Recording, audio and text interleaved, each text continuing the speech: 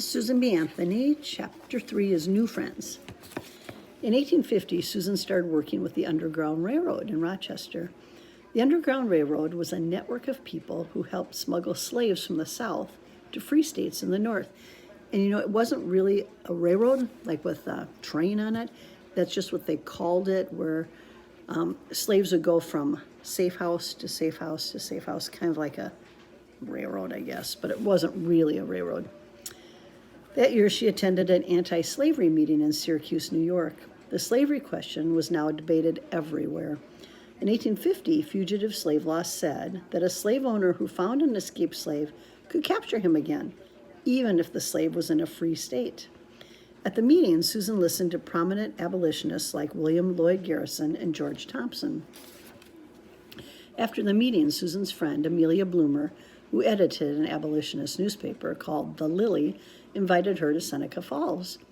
One day on the street, Amelia introduced Susan to a friend of hers, Elizabeth Cady Stanton.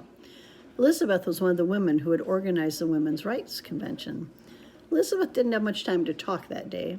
Garrison and Thompson were staying at her house, and she was worried that her three small sons might get up to while she was gone. But even in those few minutes, the two women made a lasting impression on each other. Elizabeth's clothing also made an impression. She and Amelia both wore skirts that ended just below the knee over pants. This new style would be called bloomers, after Amelia, and it was shocking. Here they are with their bloomers. I didn't know that's how bloomers got their name. So that's Susan B. Anthony, and those are the other two women. A few months later, in January 1852, Elizabeth went to a meeting for the Sons of Temperance in Albany.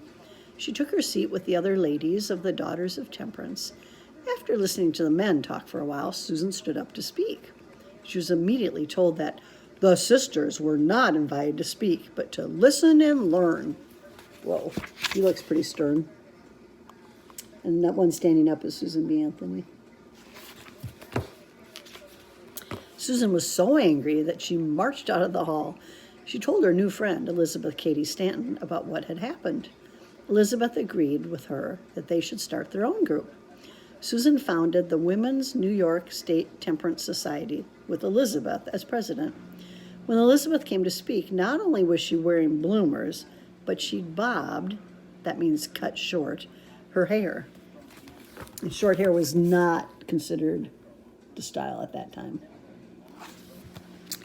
Elizabeth had great influence on Susan. Susan began to see that without rights, women could not affect the laws of the land. Susan began to argue for women to have the right to vote. She started wearing bloomers too. In June of 1853, she and Elizabeth celebrated the one-year anniversary of the Temperance Society they'd started. Elizabeth made a speech about women's rights, including divorce rights. After the speech, the society took a vote on whether or not to allow men to hold offices within their temperance society. Elizabeth and Susan supported the idea. They thought men and women could work together. After all, the changes they wanted to make for women would be good for all of society. The men were given the right to hold office. Almost immediately, the men present, with the help of many of the women, voted Elizabeth out as president. They changed their name to the People's League and rejected any support of women's rights. I don't think that's what they had in mind. Susan was furious. She couldn't believe a society she created would not support women's rights. Elizabeth cheered her up. "Now, Susan," she said, "I do beg of you to let the past be the past. We have other and bigger fish to fry." And that phrase, "we have bigger fish to fry," means we have bigger things to worry about or better things to do. Chapter 4, I Will Stand By You.